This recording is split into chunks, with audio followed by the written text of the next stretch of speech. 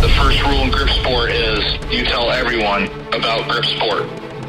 Crushing, pinch grip, thick bar, wrists. If the best guy in the world can't lift 100 pounds on it, I don't give a shit about it. All right, back once again. So with our most recent episodes, we have talked to the winners of the women's overall and the men's overall classes for the North American Grip Sport Championship. And now sitting with me once again, no stranger to the show, is Eric Roussin. And he is the man who planned this competition out, hosted it, and pretty much had probably most of the responsibilities that went along. Not saying you didn't get some help, but you pretty much had to probably pull a lot of the weight yourself, kind of getting things in order and making sure that this thing ran smoothly. So, Eric, welcome back to the show again.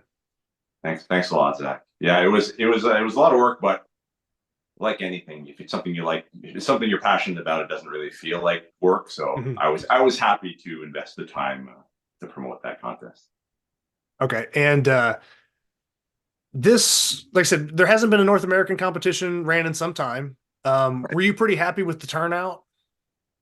Oh yeah, my original goal was to, up to 50, and then I had to scale down just because of the venue limitations, so then up to 40. But what I mostly wanted, not just numbers, but I wanted really the caliber to be high. Like I didn't want, I wanted anyone who competed in the contest to be at a certain level. So then it just makes it easier to run in terms of the weight jumps and the medley design, so I'm very pleased. Every class had, at least 3 competitors, and almost everyone was ranked competitors. So top 10 current active guys, and I made for some very, very interesting classes. So yeah, I couldn't be, had I had more than 35 competitors, you probably heard from Jason and Sarah, these were 8-hour days of action, plus everything set up and everything. So to get more people, I'd have to sort of change how I would run certain events. I'd have to find a way to speed it up. But no, like for the way I wanted to run the contest, it was like the perfect number. So very, very, very happy. Yeah, you spoke about the 8-hour days, and that's like you said, with a lot of action, because I was watching the live streams, and as soon as one event was done, it was kind of like, okay, we're clearing the weights off. We're bringing the next thing in. There wasn't like a lot of intermissions and hanging out. I mean, you were kind of having to move just to get to that 8-hour mark. I had to keep it going. I mean, Saturday night there was a group supper. We had a reservation, so I wanted to make sure we got to the restaurant on time. And I gave the gym an approximate idea of when we'd be there, so I wanted to respect that as much as possible. And it's already going to be an 8-hour day. Why? There's no need to make it 9 or 10. So I tried to keep things going. Yeah. Okay. And I guess jumping in, you kind of mentioned it. Maybe we could lead in with that. You kind of touched on the fact that there were a lot of ranked competitors, currently ranked people that were at the competition. And obviously due to the, how everything unfolded and the placement of everything, that's going to shake those rankings up. Did you want to get into the rankings at all with that? Or did you want to kind of save that for a little bit later? Oh, we can get into it now. So the rankings that I maintain on the Canada Grip Sport site, if anyone's watching hasn't seen these rankings, it's canadagripsport.com/rankings. I started maintaining North American grip rankings, so I think maybe a year and a half ago, and it's just my analysis of contest results and trying to see, I'm trying my best to analyze the data and see who I think are the top 10 current guys. It's challenging because I do use, a GSI contest, I use arm lifting contests. And I made quite a few changes following this weekend. I think sometimes I have maybe a bit of recency bias. Like we just came off the Arnolds, and the Arnolds, there's some big, strong guys who go to the Arnolds, and the performances are really impressive. But then you also have to realize that's just 3 events, right? So the people are strong at the axle, people are strong at the Saxon, and there's a vertical lift. But that's only, that's only part of the sport of grip. There's a lot of other things that are contested in other contests. There's hubs, there's key pinch, there's crusher, grippers, everything. So I feel like I probably had some people ranked a little too high based on their performances on Saxon and Axel, whereas there's not much data on the other types of lifts. So maybe it's sort of unfair to rank them ahead of somebody who's a bit more well-rounded. So if anyone wants to look at the rankings today, they'll see a bit of a shakeup, especially in the heavyweight classes. But I don't pretend these to be perfect rankings. It's my attempt to sort of highlight who are the top active guys. And by active, I mean you have to have competed in the past 12 months. That's what I'm trying to do. So I don't think it's fair for somebody to compete every 3 years. They might be super strong, but I feel it's not really fair to the other competitors who are trying to climb the ladder and try and get recognized, keep something on there forever. So that's a challenge. So I am always curious to hear what people think. So either on, under this video or on the grip board, if anyone has thoughts on rankings and, am I way off base? Am I correct? I like to hear it all. So that's basically what I wanted to talk about in terms of rankings. And there is a bit of a shakeup, like I said, after this contest. Okay. I think that's a good thing to point out. There are so many variables because there are so many different disciplines of grip, so many different forms of testing it. And like you said, the active guys, or maybe someone's a little inactive. It's constantly changing. So it's very hard to pin down. It's not a permanent list. The list is almost always evolving and always changing. So, like you said, it's not going to be perfect, and it's not always going to stay the same either. It's constantly moving around. So, but yeah, I think any discussion that people have is good. Also, just more feedback and more comments about the rankings and stuff like that is helpful. Because, like I said, you're one person trying to cover so much of almost both sides of the sport and different just all over. So that's a tough job. And there's a couple of other things I want to mention. So it's sometimes a bit of a challenge to see, when somebody's moved ahead of someone in the rankings, it's not necessarily because they beat them head to head, but maybe they beat someone who was ranked ahead. So you know what I mean? So let's say person X was ahead of person Y, and Z sort of leapfrog because he beat X, or maybe he didn't beat Y. And I have to consider exactly what the events are. For example, there were some interesting things in this past contest. I'll use the example of the 120 class. There's 3 guys in the class, but super competitive. There was Jed, there was Jalen, and there was Trey from Montreal. Mm-hmm. They all finished within 1 point. I think that the winner had 13.5 points, and the third place had 14.5. So that's how close it was. Mm-hmm. And so Jalen actually came out on top within the class. But if you like King Kong, I score things within the class and I score things overall. Mm-hmm. So within the class, Jalen won, but overall, Jed finished ahead of Jalen. So it's interesting things I have to consider, and another really good indication I think is I really look at the medley results, because if somebody does really well in a medley, he's sort of displaying strength across the board. Yeah. And Luke had the best medley of the day. He got 36 of the 40. The next best was Jed with 33. And that's one of the reasons I have Luke ranked ahead of me in the overall standings, even though I finished ahead in the contest. Yeah. I take into account different things, right? So I'm doing my best to say, I'm trying to look at everything and make the best judgment I can, but it's not always going to be super perfect, or it might not be obvious why I ranked somebody somewhere. Mm-hmm. So I'm definitely open to questions. If somebody has questions, why is this person ranked there and why am I ranked here? Either on the grip board or send me a direct message. I'm happy to discuss.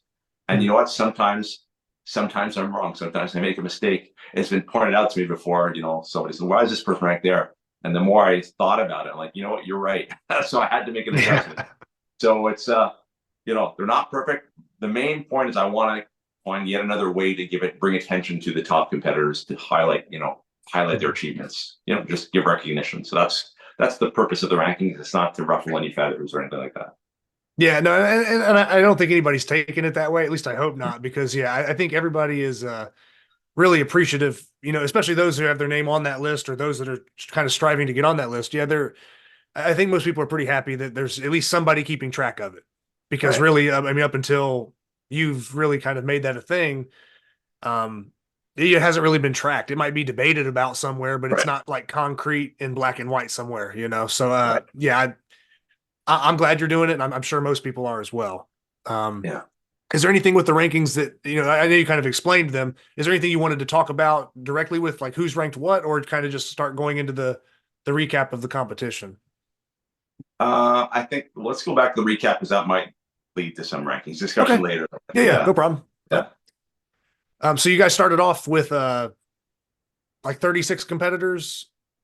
36. Melissa Dingy. She had to drop out of the contest a few days before. She was having back issues, so we were 35 on the day. Okay.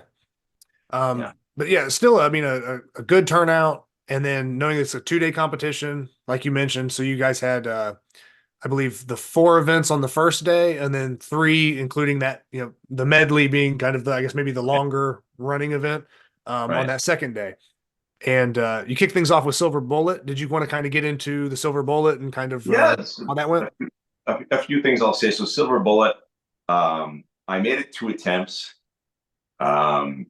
because I've been in contests where it's a single attempt. Single attempt is pretty rough, especially if you've never done it before. Yeah. So I allowed 2 attempts so that if you did mess up on your first one, you know, you regroup, think of a strategy, probably go down a gripper, make sure you get on the board. And that's exactly what happens. I think 4, maybe even 5 people didn't get a time on their first attempt, but I'm happy to say that everyone got on the board on the second attempt. And there is like one person, Emina, she's in the lightweight women's.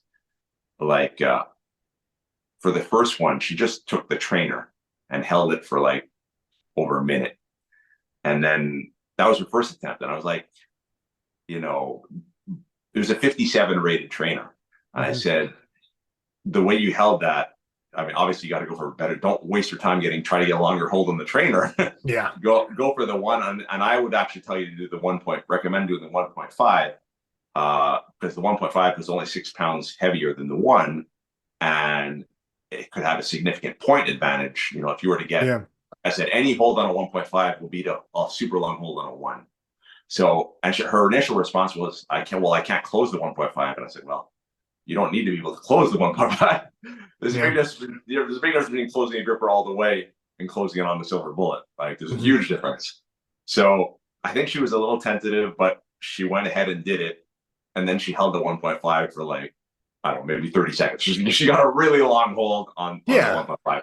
So I don't remember the time exactly, but it was the longest hold on that gripper. So I was happy to see people like that, you know, improve. I think Shaolin also, she's another lightweight first time Silver Bullet competitor, and she just I guess no experience setting a gripper. And I couldn't tell that, you know, she wasn't able to get a time. So I think she got some tips on just how to set the gripper, and then of course she was able to get a time on a gripper. So I was happy to see that no one failed, because I failed in that event before at the Arnold's 5 years ago, and it's like my worst memory in grip sport. so you know, I'm happy that no one had that. Everyone got off on the right start, and you know, 3 people got holds on the number 4: Jason, Jed, and Jalen. And Jalen very close. Jalen had the top score. Jalen and Jason, they didn't even bother with the second attempt.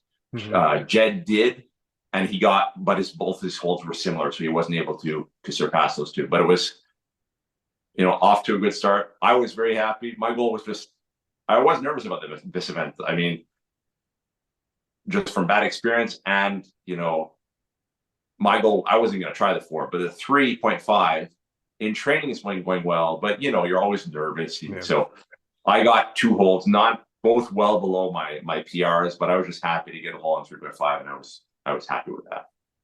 Okay, yeah, and yeah, that's one of those. Definitely, it's good that you gave kind of an extra attempt there, because just kind of fumbling the set or something, or you know, I don't know, did you pick the wrong gripper? You fumbled the set.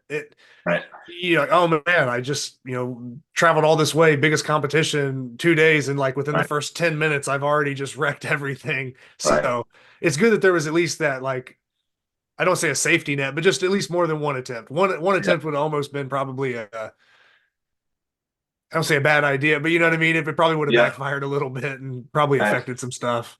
and but it's, all of these decisions, when there's 35 competitors, there's always a time limit, right? So it took an hour and a half to run Silver Bullet. Mhm. Whereas if it was just one attempt, it would have been 45 minutes. So that's why I'm probably not going to offer 3 or 4 attempts going forward. I think two seems to be a pretty good, fair thing for the Silver Bullet. I'd even see 3 at some contests, and I know some contests do 3 attempts, but I don't think there's a need for 4 for this. And basically, if you really give your all, you're probably not going to improve on your 4th attempt on the Silver Bullet. So yeah, 2 I think is best, but 3 would be my second choice if you have the time. I'd say 2 or 3 is probably the best call because, like you said, grippers, you give them a couple big closes or a couple long squeezes like that, and it's not like it's going to get better. Yeah. I mean, if you're really kind of maxing out or going all out with it. So yeah, I'd say 2 or 3 is probably the sweet spot. And for time's sake, it's probably good that you went with 2. Yeah. I was surprised to see Sarah Chapelo. Her initial attempt, she was going for the 3.5, and I was like, what? Mm-hmm. So she couldn't get a hold, and unfortunately, she wasted a bit of time and effort. So when she dropped down to the 3, she couldn't do the 3 either. So she did the 2.5, but it was still more than enough to win the women's division. So it is what it is. But I was really surprised when I saw her grab the 3.5. I'm like, whoa. I probably been thinking the same thing because I messed around in training a little bit. Not that I've done this very much, but I used to have a 3.5 and it was like 170 something rated. And I never really gave it much effort, but yeah, just messing around with a 3.5. It's not easy for me to set. Now maybe some other gripper guys could be like, oh, whatever. I'm just saying just a set a 3.5, or when you start getting up into those higher grippers, just getting the set down is pretty damn tough. So yeah, if Sarah's grabbing that, I probably would have had the same reaction. Like, wait a minute, like, but yeah, no, good that she, pulled it off with the 2.5. And, like I said, I'm sure had the order been a little bit different, I think Sarah's even gotten time on the board with a 3 in the past. So, probably just that 3.5 and you shoot a little too high or something doesn't go right. And then you kind of just have to kind of settle for a little less than you want. But yeah, I'd say she's probably capable of more, but yeah, on that day during that time, sometimes stuff unfolds a little different than you want. Yeah. So going forward, Silver Bullet, and then did you guys jump into, let me see, you guys went Napalm's Nightmare. Okay. 2 3/8. Yeah. 2 3/8.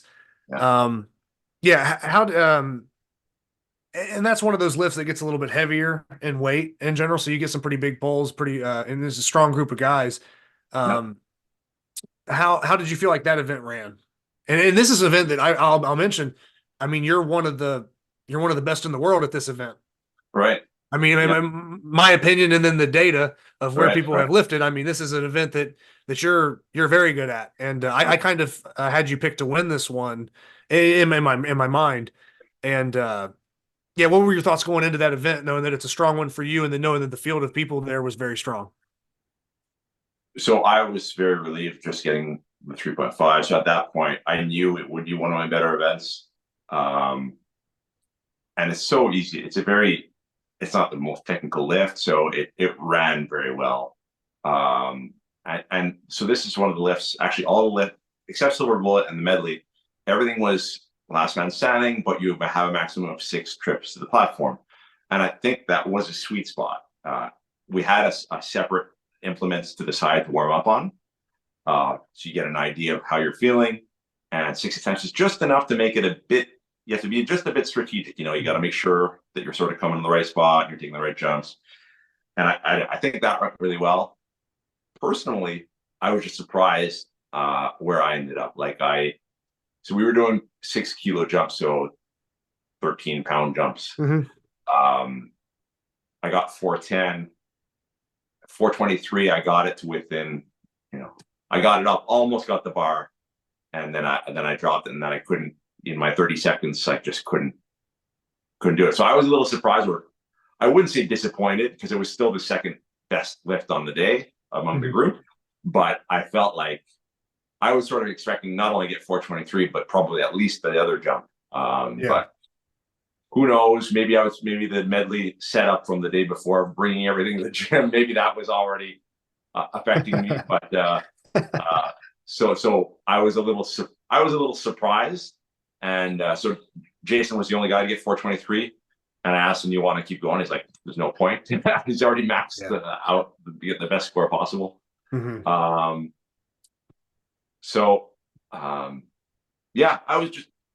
I think the event went well. I'm just a little surprised personally where I topped out at. So, but was there anybody else that you can maybe remember? Now, this might be something that was talked about in person there, that maybe not is common knowledge to everybody else. Was there anybody else on that event that kind of had like a big day that maybe kind of overperformed, if you want to call it that, where maybe they kind of overshot what they thought they were going to do and pulled off some big stuff? I'm not too familiar with where people expected to finish, but I will say that, so we had this event at Canadian Nationals last year, so a lot of people had that number to compare to, and most of us were down. I don't know if we were all down, but I remember Trey and Eve, I think they lifted 409 last year, and neither of them got up to that increment this year. But I'm not too sure if anyone over. I mean, Eve is a superstar. Like, if you compare him to everyone else in the class, he's lifting way above. For a guy who weighs just over 150 pounds, and if he's lifting close to 400 on the day of Nightmare, he's doing well. He didn't quite get to 400 on this day, so I guess he was probably a little surprised.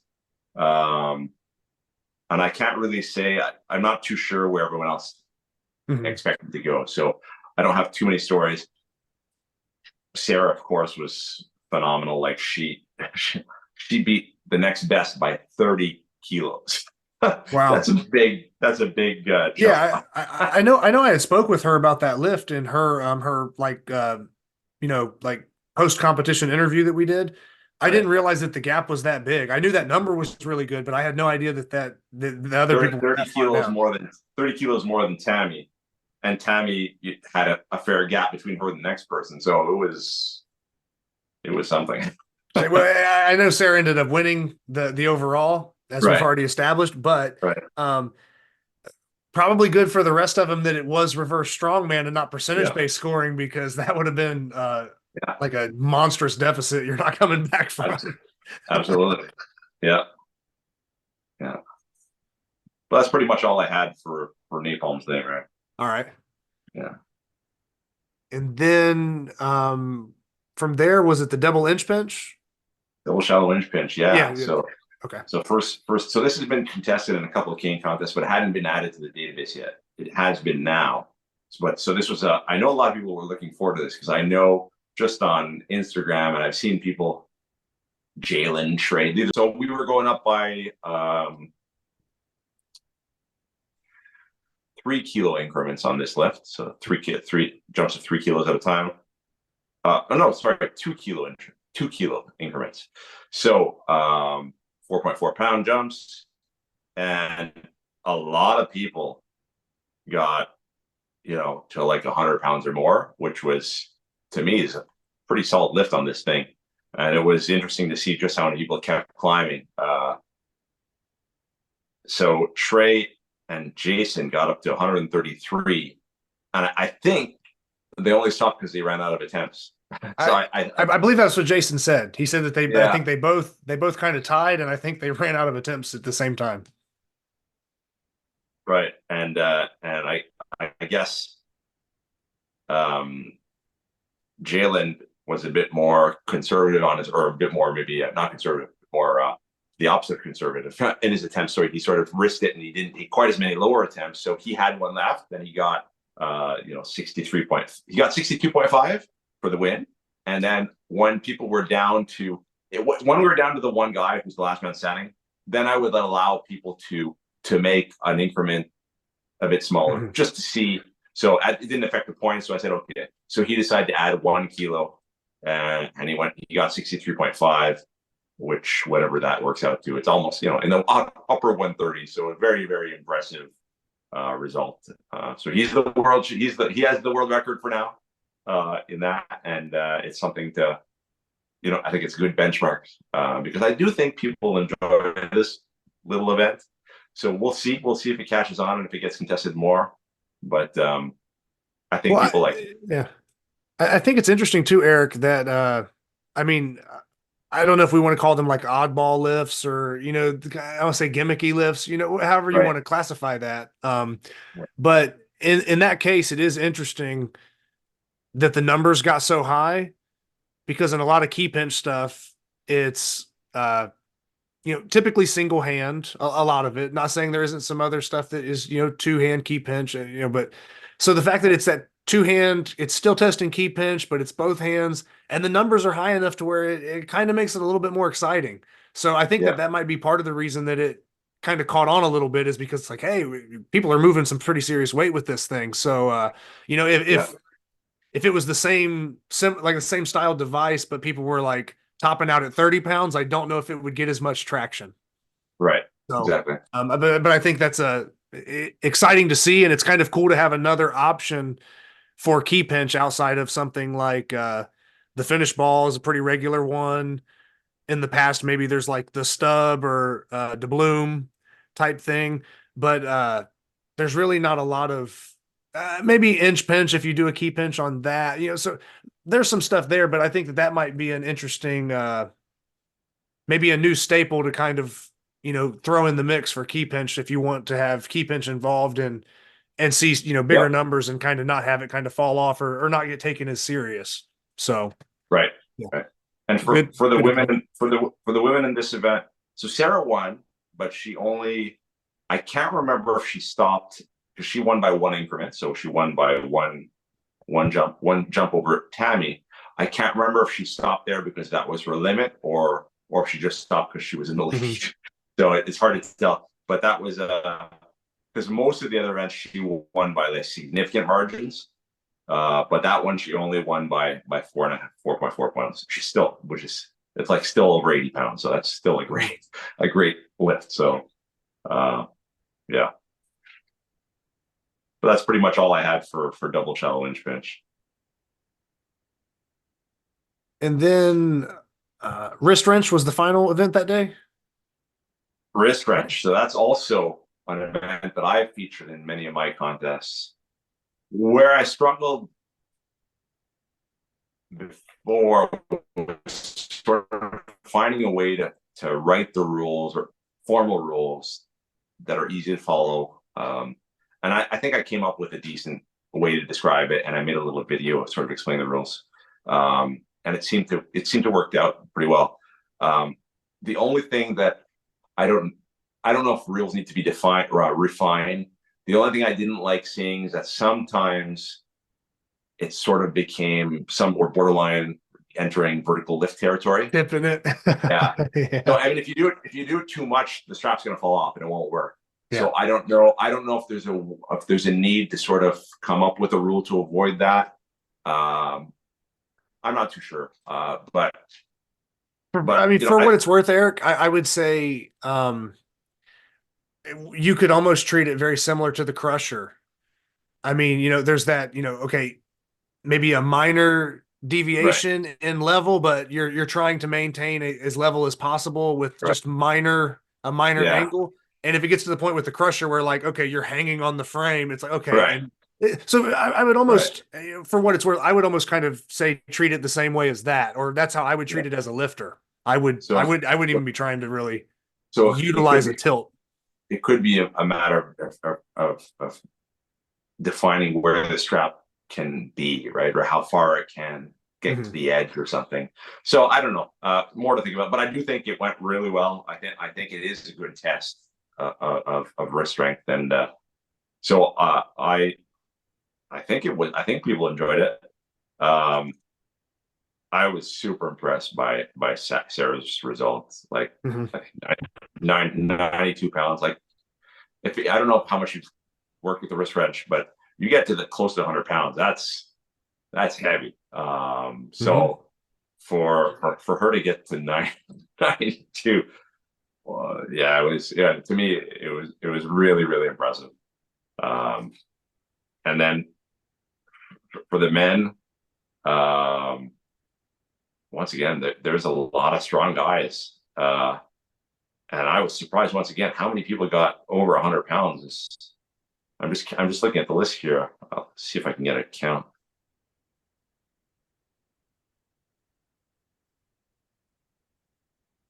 I think I count 11 people got over 100 pounds. That's Yeah, I mean, big. and that's a third of the total competitors almost. Yeah. So, I mean, that's really, really It's more. significant. There was 26 men, so 11 of 26 got over 100 pounds. And for those watching, a lot of people like to equate the wrist wrench, and they say if you can lift on a 2 3/8 wrist wrench, if you get close to the 100, that means you're getting close to the inch. That's sort of a standard, whether it's true or not. It's something that people often quote. And I'm happy. I knew this was one of my better events, and I was happy. I was thrilled. I lifted 54, which is I think 119, which is a PR for me. I was sort of more expecting around 110. So to get to 119, I was thrilled, and it was enough to win the event outright. So I was very very happy with that.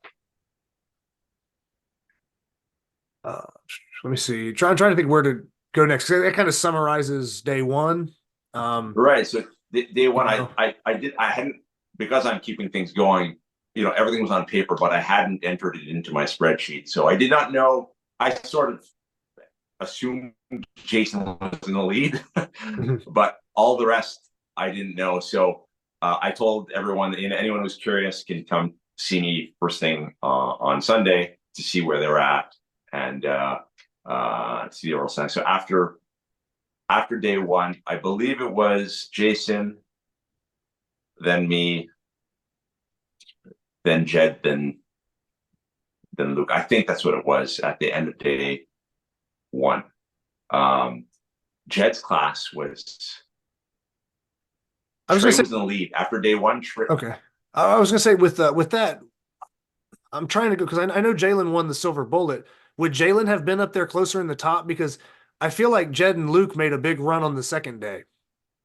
Right, they did. So like I said, I could be off. I don't have as many stats as you probably do there, because I feel like Jalen he came out pretty strong with the silver bullet and the double shallow inch pinch. He won those events, right. And maybe the wrist wrench kind of hurt him. No, you're probably right. You're probably right. Yeah, no, that makes sense. And then I think that Jed and Luke kind of maybe surpassed him on that second day to kind of they came back strong with the medley and did, yeah. and stuff like that. So yeah, but anyway, it doesn't really change what we're talking about. I just wanted to kind of throw that in there because I think with what you had said, it had maybe Jed a little higher than he was, because I think Jed, and I don't know how his training was going, but he probably wasn't hitting the numbers he wanted to, and he probably wasn't having a good day. He was a little frustrated. I spoke to him on Saturday after day one, and he's like, his numbers were not what he was expecting. So he was a bit frustrated. Yeah. But in that class, in that 120 class, I know that Jalen was leading after day one. No, not Jalen, sorry. Trey was leading. So Trey was in first place. Once again, it was super close. So it was probably Trey, Jalen, Jed, because Trey did have a very good day. Trey, although he gave up some points on the silver bullet, he tied for second on Napalm's Nightmare. He tied for second on Wrist Wrench, and tied for second on Wrist Wrench, and he won. No, sorry, he tied. So he got 3 second places. So Trey was in good position. So anyway, it was very very very tight.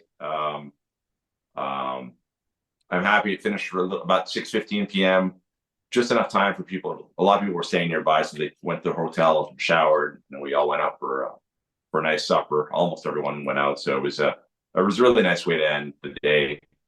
and sort of get together, because I know a lot of people are just flying in for the contest, so they don't necessarily take the time to sightsee but at least we had that time to be together, and I thought it was a lot of fun. Did you go ahead and cover that food bill? No, I did not. I covered the snacks during the day, but I did not cover the restaurant bill. No. Okay. Yeah, that'd probably be pretty bad, right? Yeah. Well. So, yeah. um, but yeah, and then that's the good thing about this kind of being a 2-day competition and kind of having yeah, I don't know, it's not over till it's over type thing, because Right. day 2 could completely flip it around. You could Yeah. kill day 1 and be awesome, be at the top, and fall off day 2, or you could have a terrible day 1, and then day 2 is like, hey, I'm right back here in the mix. So with a lot of competitions, it's kind of that single day. Yeah. And there's just 3 to 4 events typically.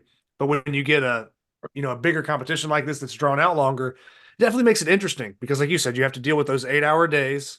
It's a long duration. There's a lot of events. There's a variety of events. It really is a true test of everything when it comes to basically being a grip sport athlete. So Right.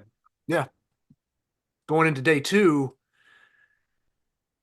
did you guys start with the pinch blocks on that, or a little big? We did start with pinch blocks. Yeah, Right, three pinch blocks. 3x4, 3-inch by 4-inch pinch blocks.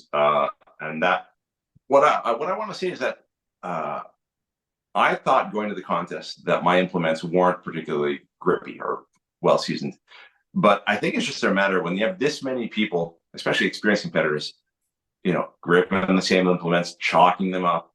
The implements felt great. So I'm very happy with how the implements felt this weekend. And I think it's just a matter of the number of people touching it and applying chalk and so I was a little worried about the blocks. I was thinking, because I know some people in training have been getting like in the 300 range, and I was like, oh, I don't know if this is going to be possible with my blocks, because I consider them not the grippiest. But I was pleased. I was wrong, because the numbers were very high. It was just really exciting to see. The how many? 1, 2, 3, 4, 5. 5 guys got over 120 kilos. So 5 guys got like 270 plus. That's a strong field. Well, I was going to point that out too. Now, if there's anybody else that fits this category, you feel free to name them. I'm going off memory, but Rob McMurrin, he pulled a very big lift, because is he the 93 class or 105? No, he's the 105, but he only weighs about 97. He's not a heavy. He's not a 105 full 105. I know that in general he's kind of a thinner, kind of lankier frame, and I want to say he's a masters competitor also, right? Yeah. So so when I saw him lift, over 270 pounds, I was really impressed by that lift. I thought that was really a really good thing. Now I know that wasn't enough to get the overall win, but I mean, there's so many heavyweights and just big monsters that are lifting stuff. But yeah, I was impressed with Rob's lift on that. That's one that stands out to me. I don't know if you have any others that. Yeah. Well, I'll let you keep going. I just want to say that, in my opinion, Rob is the strongest pincher in Canada at that weight. Well, I've tied him sometimes on the Saxon recent, but normally he gets a lot closer to the lockout than I do. And just in this example, he beat me by 1 increment. So I think at 3 inches, I think he's the best pincher in Canada right now. Wow. Okay. Yeah, I can see that. Just from the way he's been lifting. I watch some of his training stuff sometimes, but yeah, to see him perform that well in competition, I mean,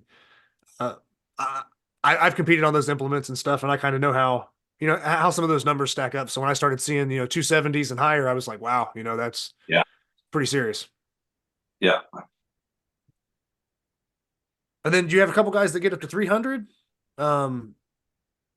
Jason and Jalen, where did they end up? Because they both kind of tied on that, if I remember. Yeah, so they ended up at 131.5, which I think is that's a little under 300, but I think it's like 289. But then they both agreed, let's jump not just one, because they had one at that point, and they're like, they both agreed, let's not go at one increment, which would have put them at around 298 or 299. They wanted to break the 300, so I think they went for 307. Yeah, They just both agreed, and Jason didn't get it. Jalen, if you saw the stream, Jalen hit the bar, but then dropped it. So he was so close. So he was a little, I mean, even though he won the event, he knew it was right there, right? So that would have been something. So that was an exciting moment. Yeah, very, very close.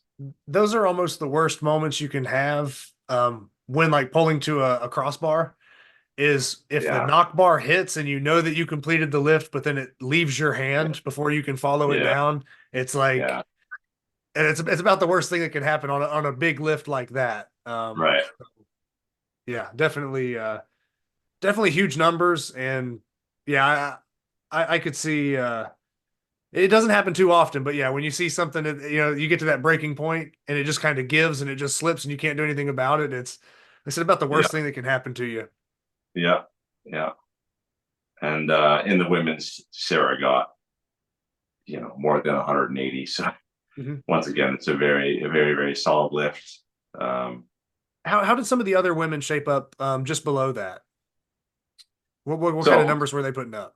So I think in every single event, with the exception of the medley, it was Sarah first and Tammy second. So Tammy got 75 kilos, so 175.5, so 166 about. And after that, it drops all the way down to 55.5, so that's 122.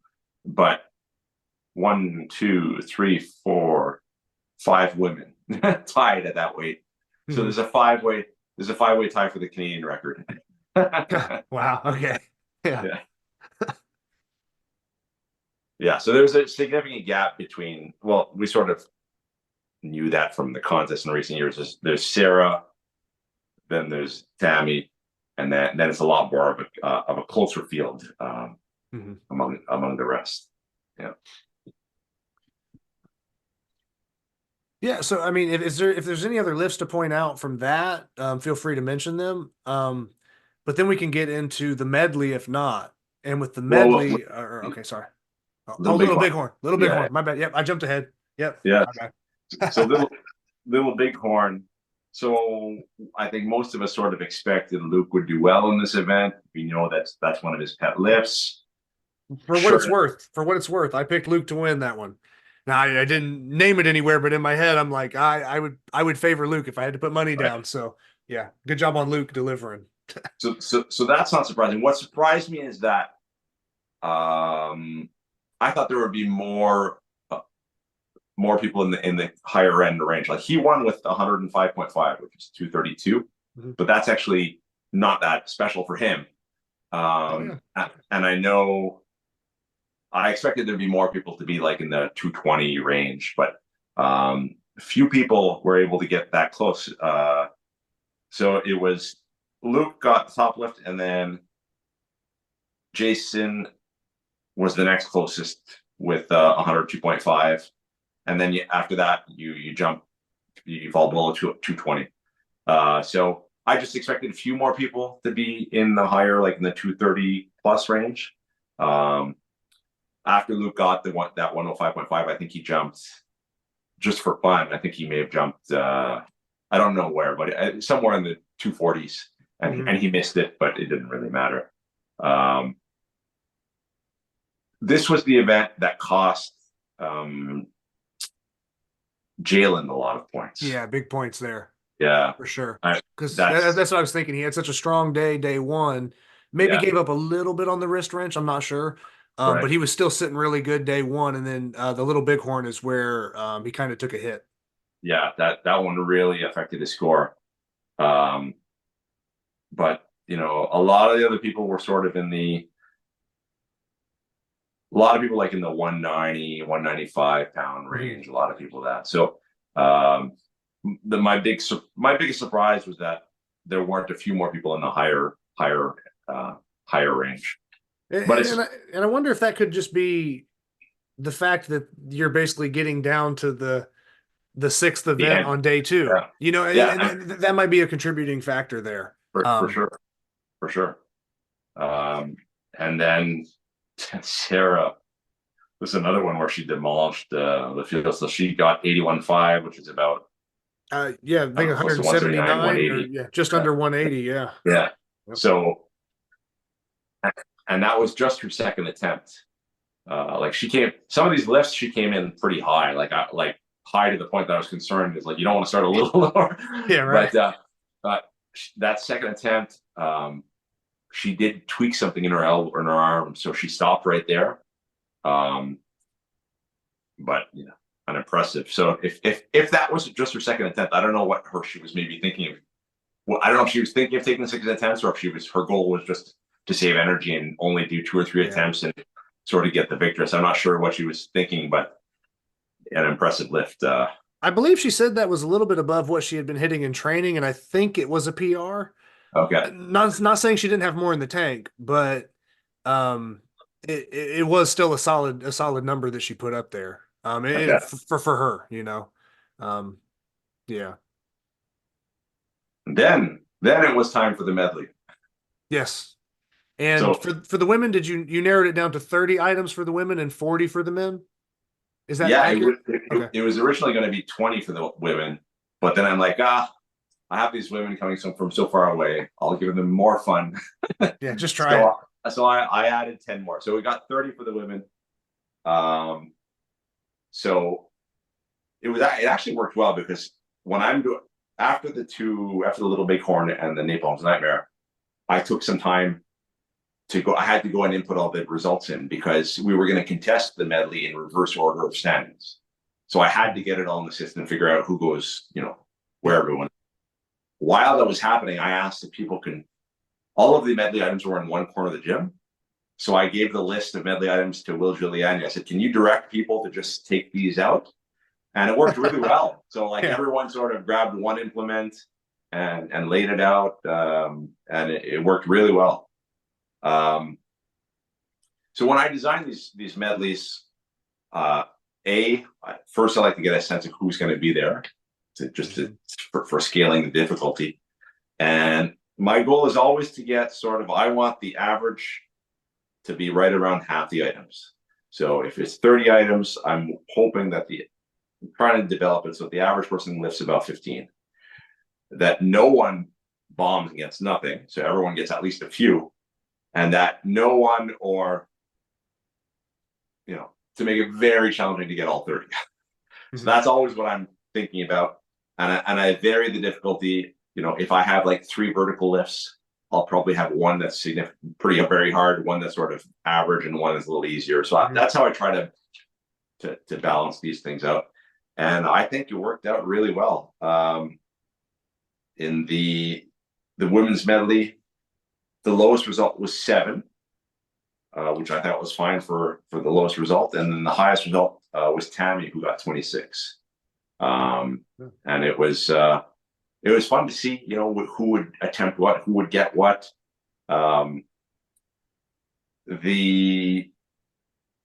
think the only one that I'm remembering off my top of my head is, I think I had the Grip Tops Shallow Hub in the medley, and it was loaded with 35 pounds.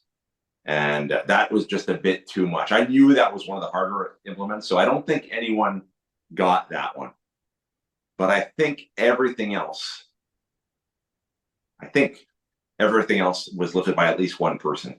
So I thought that's a sign that it was a pretty good medley in terms of the difficulty. And I think the way I ran it is a very common way of running it, where you do it in reverse order of standings. So what happens is, as we go on, the medley runs become more and more impressive. So it's a lot of fun to watch how it unfolds. Kind of builds up. Yeah.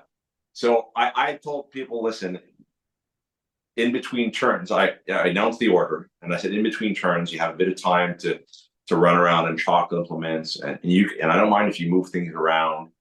And then initially, I was basically going to allow people to move things around, but I think some people were maybe overthinking it, and they really wanted to really move things around. Like, I don't want to start making this longer than it needs to be. You have 3 minutes. 3 minutes is more than enough to get around. It's not like it's 1 minute to do 30 items. At 30, when it averages out 6 seconds an item, it's actually, in my opinion, it works out pretty well. Especially the easy ones, they don't take 6 seconds, right? Mm-hmm. And the hard ones, if you're spending more than 15 or 20 seconds on an item, that's probably a signal it's time to move on to something else, right? Yeah. So it was fun to see some people were like, because I allowed people to do more than one items at the same time if they could, because they could take two one-handed items. I was interesting because there was a sledge finger walk, and I saw one or two people start the sledge finger walk and then walk to other items. And while they're doing the walk, they're doing different things. So I thought that was pretty cool. But yeah, so the women's medley, Tammy had the top lift. Sarah, I mean, by this point in the contest, her right arm was hurt, so she only did the one-handed lifts with her offhand, with her left hand. And she took. It was clear that she wasn't sort of in a hurry. She was just lifting whatever she had to lift. I think she only needed about 15 to secure top spot, but I don't know if she realized that because she got 17. But I don't know if she knows how close it was. Yeah. Because had she got 14, and that means that she didn't win, she would probably been disappointed. Yeah, a little shocked there, I'm sure, if that was the case. Because there was, 1, 2, 3, 4, 5, 6 people got at least, aside from her, got 15 or more. Okay. And I think strongman. I was just saying the overall with her and Tammy was only about 2 points difference, right? It was. So because she was fifth, Sarah was fifth in the medley. Mm-hmm. Under normal circumstances, I think she would have been 1 or 2. But yeah, so she lost points. She didn't lose too much, but it was getting close. Like I said, had she lifted 3 fewer items, or even two fewer items, no, she would have been second overall. So I don't know if she realized that's how close it was, but that's how close it was. Yeah. She probably did the math though. She probably knew what she was doing. So, and then the men's medley. So while I input the women's results, same thing. I asked people to clear up the women's stuff, bring up the men's medleys. It was interesting how. So we had a sort of maybe a 5 foot wide or 4 foot wide strip of blue carpeting the length of the gym, and then right through the middle.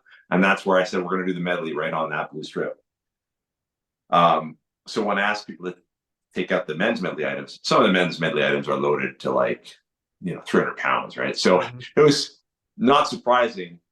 All the heavy items were at the end of the strip, close to where they were stored.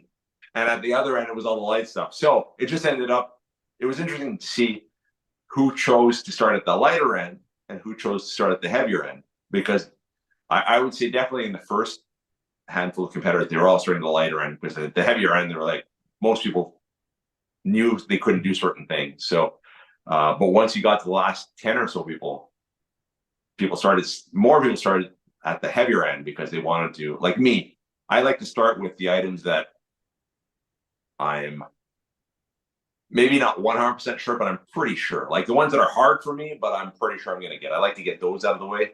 And then I move to the easier stuff. And then the stuff that I think are like, either I've never done or like I rarely do, I sort of keep for the end. And it's sort of a Hail Mary type situation. But it's interesting to see the different strategies.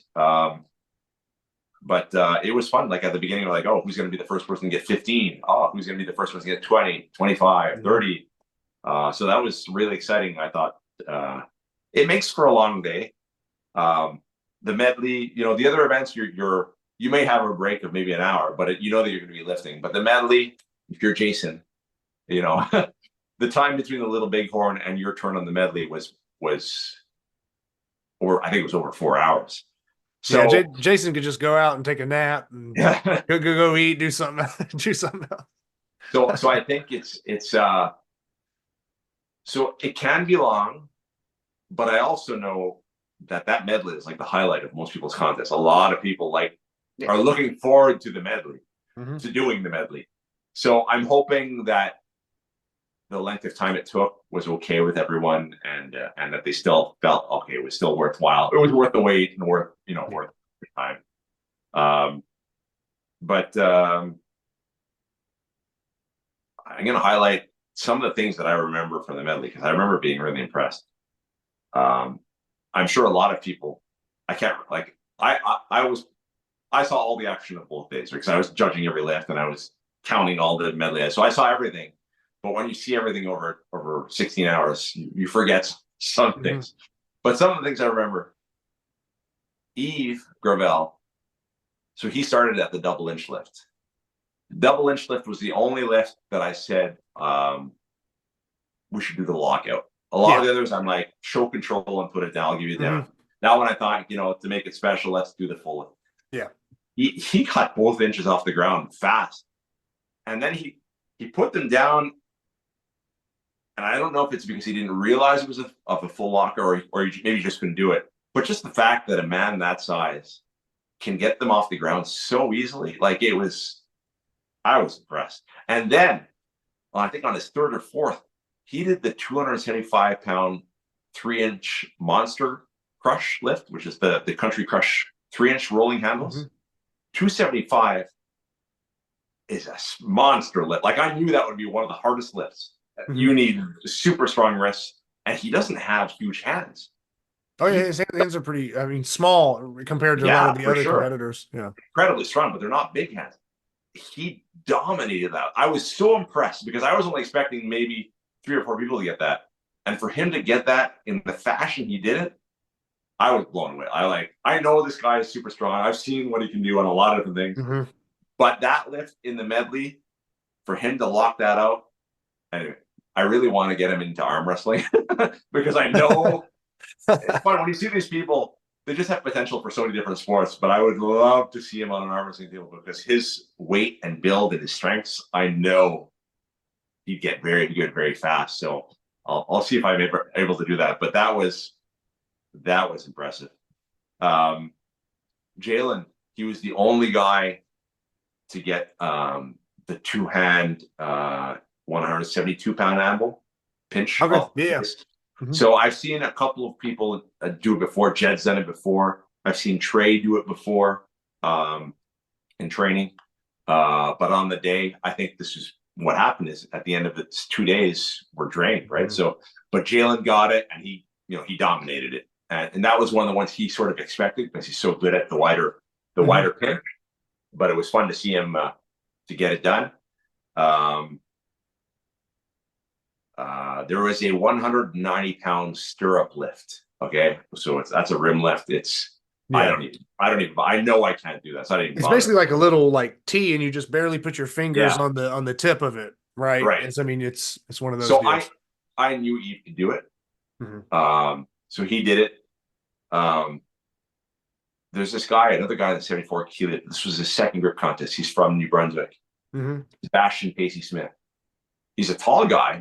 I don't know if he's 6 feet, maybe 6 feet, but only weighs 163. And he's a climber. And he got that super easy. He didn't do the double inch lift in the contest, but after he got a full inch lift, easy. So whenever you see people at that weight and the guy's brand new to grip, it's exciting to see. The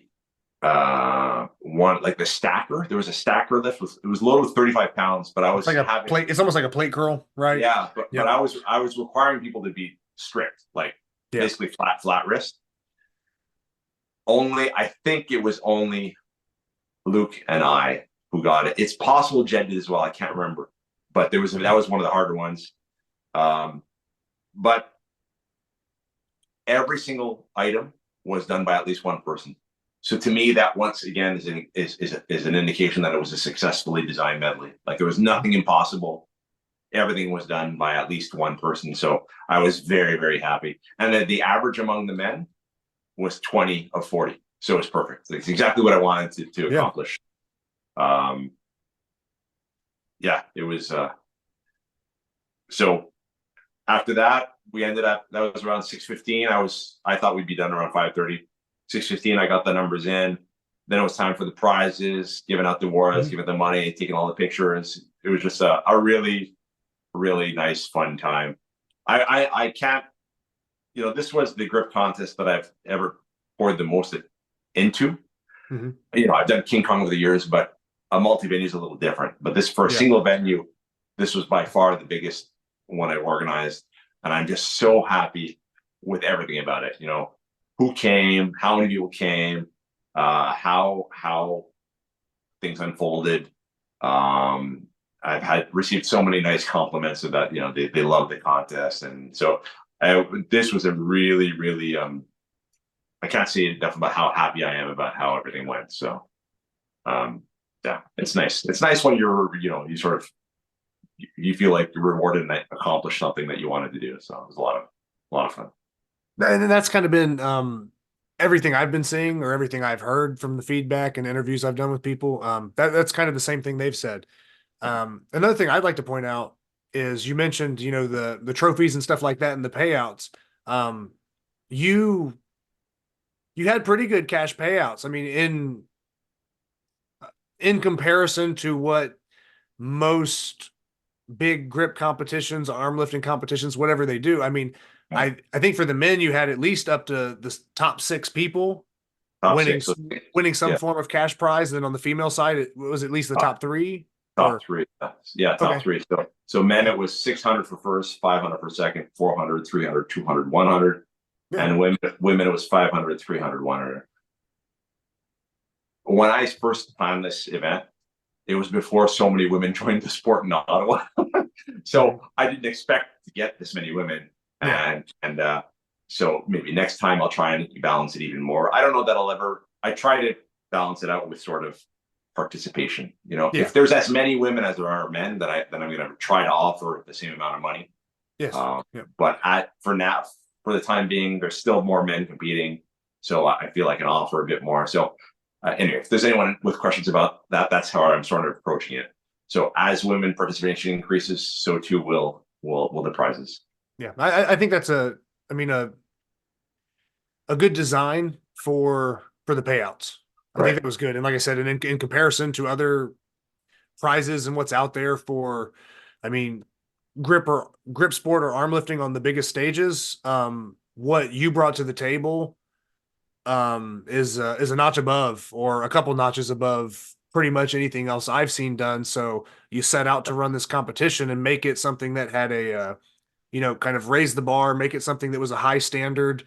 Right. And like you said, it all kind of unfolded in pretty smoothly. And I'd say most of the competitors agree, and anybody that watched it. And I'd say, you delivered on that. So good job to you on kind of pulling that off and making sure that it went the way it did. And like I said, that's a big thing, because when stuff like that that bar gets set, moving forward, it kind of changes the way that future competitions could be held, because, there's a level of kind of professionalism, or kind of what's expected. And, if I'm throwing out random numbers, but let's just say, there's 20 competitions in the year.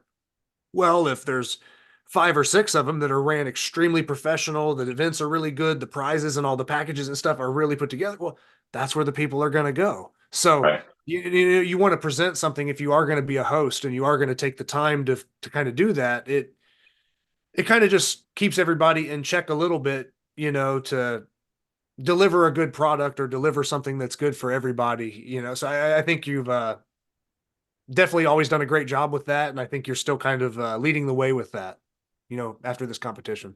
Yeah. Like I said, I know I've seen people post like, oh, they'll be back to this contest. Well, I just want to remind people, this was the North American Championships. As I mentioned last time, we're thinking of doing it every 2 years, and I'm seeing it move around. So I don't plan to be hosting this in 2 years. I'm hoping someone in the US will step up and want to put together, it doesn't have to be the same type of exactly the same contest, but put their own flavor, their own spin on what they think would be a really cool contest, something that people would want to go to. I'm sure I'll do other big events in the future, but they won't necessarily be the North American Championships. So, yeah. And I know you had mentioned it previously. We don't know who's necessarily going to host that or take that on. 2 years from now, Right. but it would most likely be in the US. That's what I would like. I think it would be fair to Okay. move around. And Okay. eventually, Back and if forth. the sports gets going in Mexico, maybe eventually we'll all go there. But I think that's probably a few years away from that. Yeah. But yeah, until that happens, I think the ideal would be Canada, US rotating every time. Mhm. And the 2-year thing is only, once again, there's so many big contests that it's hard to, like, I like to go to all the big contests, and I know a lot of people do too, but there's already so many, it's hard to go to everything. So eventually something's going to give, and Yeah. I don't want contests to suffer. So I think if we do it every 2 years, people put on their calendar like, okay, 2 years from now, I'm going to go there. And in between, we all go to our respective nationals and other events. And so that's what I was thinking. I think that that thought process makes sense to me, and I think that's a good call. So, yeah, everybody can go win the nationals next year or gun for the nationals, and then that's just going to make the follow up 2 years from now even bigger for the Right. the North Americans again, or at least gives you a little bit of time, because there might be and I'm naming contests on different sides and different things, but you get Arnold or Olympia, you get your nationals, you do the King Kong. There's a lot of things in between there that kind of build up to that that 2 year mark, or Yep. doing it again. So I think that's good. It kind of gives a little, you almost need a little bit of space. If you throw Yeah. that, if you start to water it down too much and pack everything on top of each other, then it's not as special when these people win and perform the way they do. Right. You just kind of get lost in the shuffle. Like, oh, Yeah. you won that. Oh, well, within 3 months, we had 5 more competitions and they all trumped that. So who's winning anything? You got to have a little bit of prestige and kind of some space in there to let things kind of play out. So that's a good move. And with that kind of wrapping up the competition and kind of discussing the future and the spacing for it, any, I guess, closing things with how things went? Not really. Once again, I just want to thank everyone who came from far and wide. It was a real I know that it was a real treat for the local grip community to meet Jed and Jalen and Sarah and Tammy and all of these people who came from the top athletes of our sport who came to Ottawa for this contest. I know they really appreciate, like, some people have been following these people for years on YouTube, and so I know it was a lot of fun for the people here. So, and I'm sure it'll give them the bug to start traveling to compete as well. So I'm just very, very thankful for the support that I received for this contest. So thank you very much, everyone. All right. And last thing I'll mention is there was a pound for pound. Oh, right. Outright. There's a few extra contests. I guess I'll say that. So just within the standings and stuff like that. But yeah, there was a couple little extra bonus things, Yeah. So what are some of the bonuses? So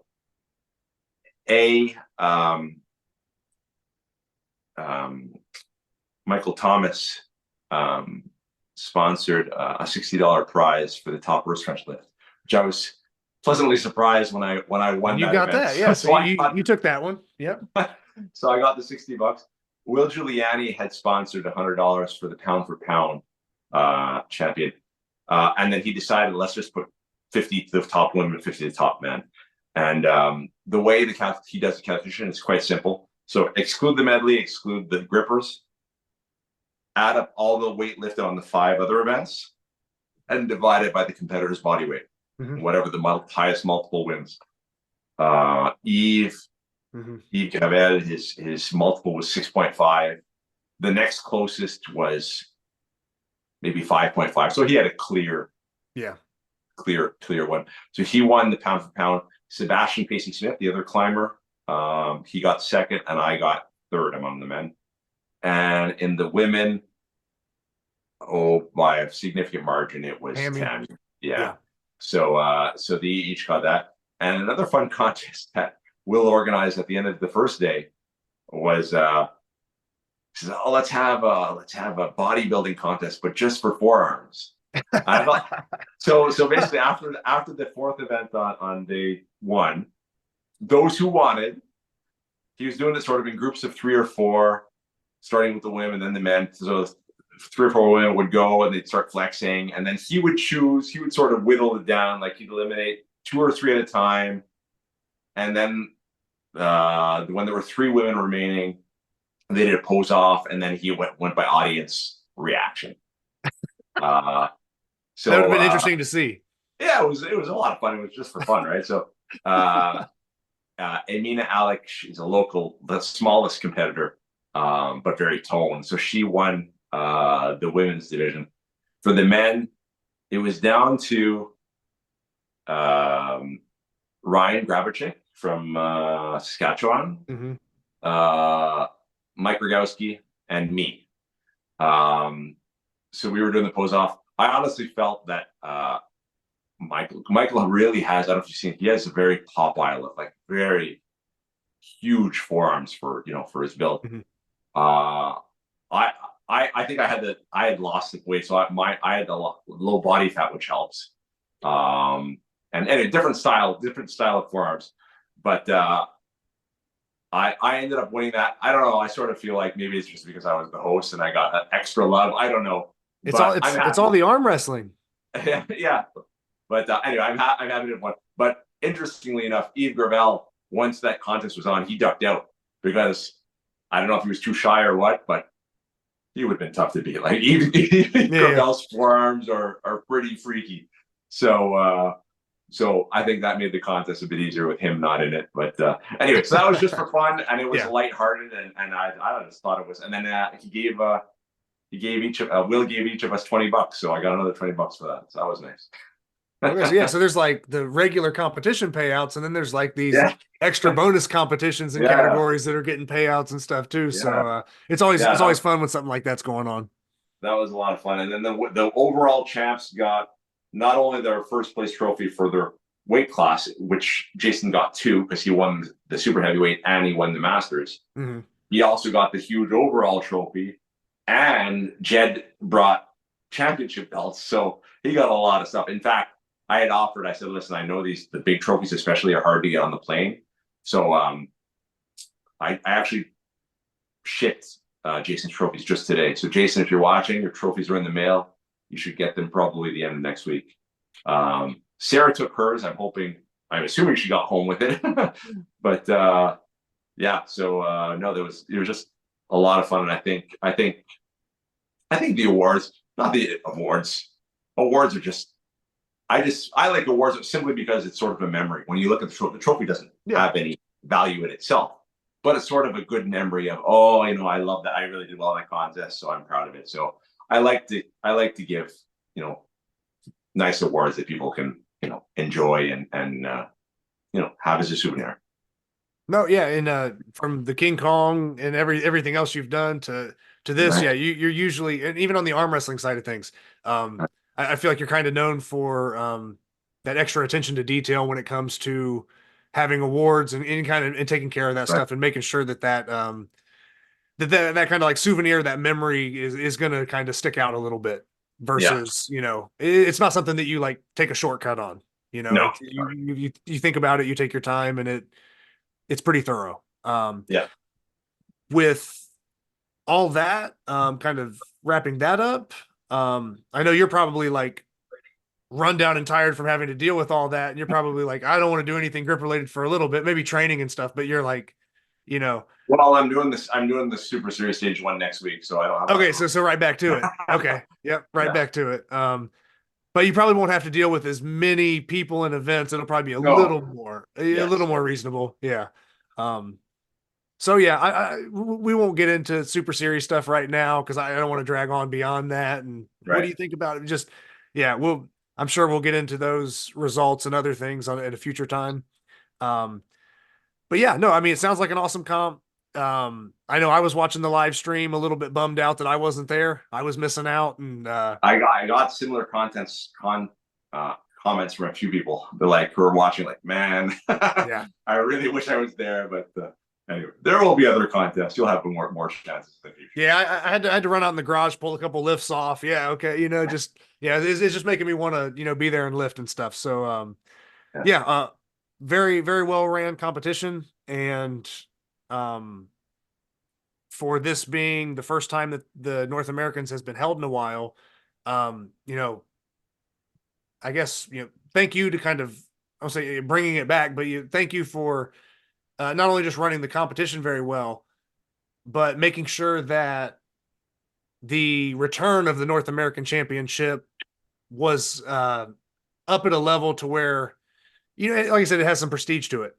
So Yeah. it's good. You don't want it to come back and it's like, oh, well, we had 10 people there. It was kind of this or that. Like none of the big people were there. Like, it's really good for the sport and everybody in general that, okay, it's been a while since this thing's been held. Okay, now it's coming back.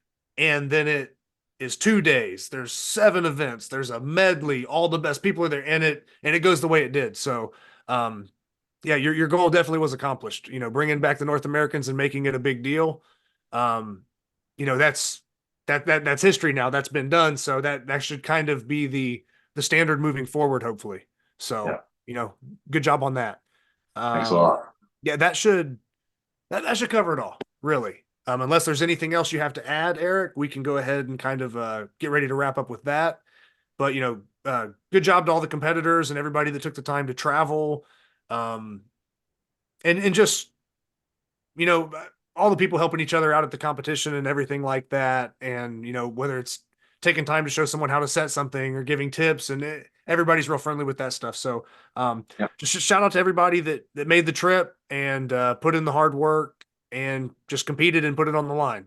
And like I said, hopefully we'll all kind of run into each other at some point and just keep just upping the numbers and building the sport, really. Yeah. So that's kind of the Cool. goal moving forward. But yeah, thanks again, Eric. Thank you, man.